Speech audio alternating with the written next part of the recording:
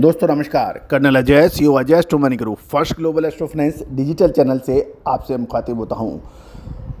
दोस्तों, you are watching commodity number 1 channel with 70 lakhs view with 60,900 subscribers, channel Ajay astro money guru. दोस्तों, हम वर्तमान ही नहीं भविष्य का भी करते हैं सटीक आकलन। जानिए रिपोर्ट सरसों की साप्ताहिक विश्लेषण। दोस्तों, खबर निकल के आ रही है कि किसानों को एमएसपी से कम भाव मिलने के कारण अगले सीजन में सरसों की बुआई में उनकी दिलचस्पी घट सकती है। खबर निकल के आ रही है कि नाफेड ने अब तक 6.56 लाख टन सरसों की मिनिमम सपोर्ट प्राइस पर खरीदारी की है, जबकि लक्ष्य 25 लाख टन का रखा गया है। गौरतलब है कि पिछले साल किसानों ने सरकार को एमएसपी पर बहुत कम माल सरसों का बेचा था, लेकिन इस बार 25 लाख टन का जो लक्ष्य है उसमें से बहुत कम मात्रा में नाफेड ने खरीदारी की है। गौरतलब है कि घटे भावों पर अराइवल सरसों की कमज़ोर होने से और ऑयल मिलों की भी इंक्वायरियाँ कम बैठ रही है, लेकिन उस सरसों के भाव पिछले सप्ताह थोड़ी मजबूती देखी गई। सप्ताह की शुरुआत में विदेशी बाज़ारों की नरमी से कि सरसों के भाव में गिरावट आ गई थी, और जो कच्ची घानी का जो तेल था, यदि सरसों को देखें तो 20 मई को 991 रुपये का भाव था, और जो घटकर 25 मई को 971 का रह गया था। लेकिन सप्ताह के आखिरी 3 दिनों में उसमें थोड़ी तेज़ी बनी। 971 से 975 और 981 पर ये 27 मई को बंद हुआ, जबकि 20 मई के भाव 991 था, यानी उससे लगभग 10 रुपये कम। एक और महत्वपूर्ण बात यह है कि यदि मस्टर्ड केक यानी सरसों खल की बात करें तो 20 मई को भाव 2525 देखा गया था, जो बढ़कर 27 मई को 2570 रुपये हुआ। यानी सरसों खल के अंदर लगातार तेज़ी दर्ज हुई है, और ये 26 मई को 2555 और 27 मई को 2570 का बताया गया है। ये मस्टर्ड केक की बात कर रहे हैं, यानी खल की।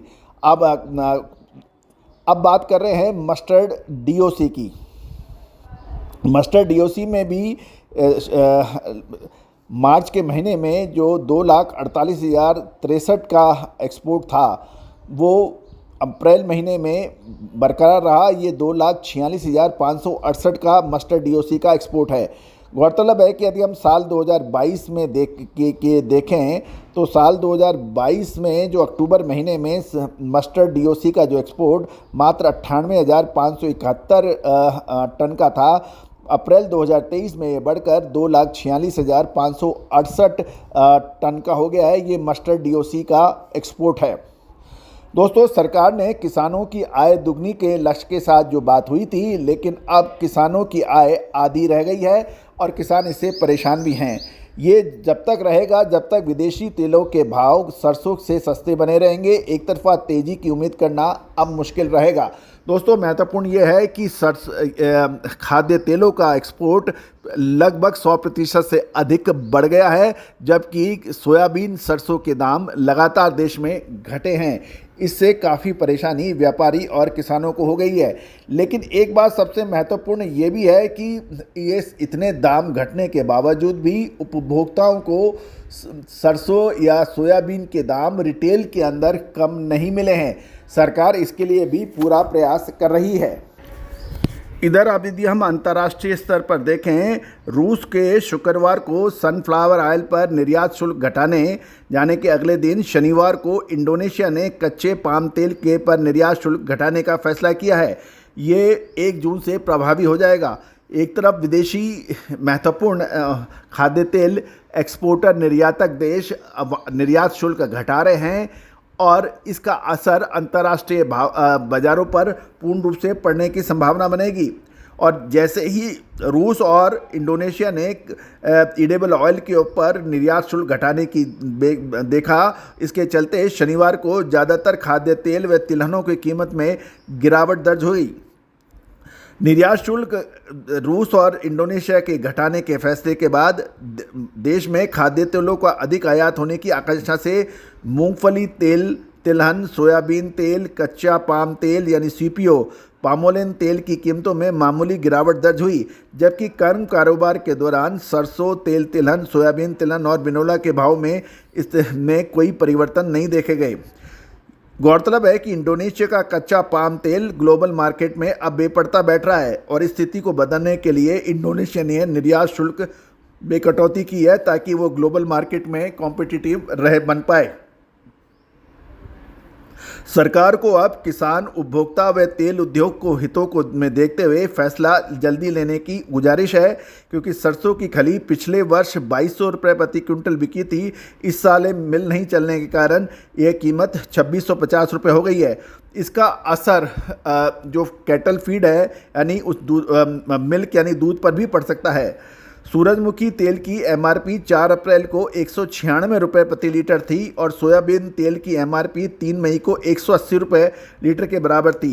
इस हिसाब से यदि देखा जाए तो सूरजमुखी की कीमत 7500 रुपये और सोयाबीन की कीमतों में 6500 रुपये और सरसों की कीमत 7000 रुपये मिलनी चाहिए। लेकिन सूरजमुखी हो या सोयाबीन हो, वो सरसों हो, उसके भाव इसके आसपास भी नहीं बैठ पा रहे हैं। अब ये सवाल ये है कि इसका बीच का इतना बड़ा प्रॉफिट कौन कमा रहा है? क्या बड़ी कंपनियां कमा रही है, व्यापारी कमा रहे हैं, या फिर किसानों को मिल रहा है?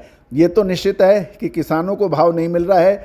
छोटी जो ऑयल मिल्स हैं उनको भी भाव नहीं मिल रहा है, या ये जो भाव है जो बड़ी ब्रांडेड कंपनियां हैं उनकी एमआरपी, उनकी होलसेलिंग प्राइसेज और उनका कच्चा माल खरीदना, इन तीनों का यदि कंपैरेटिव किया जाए, इनका एक कंपैरिजन स्टेटमेंट बनाया जाए तो पूरी स्थिति स्पष्ट हो जाएगी।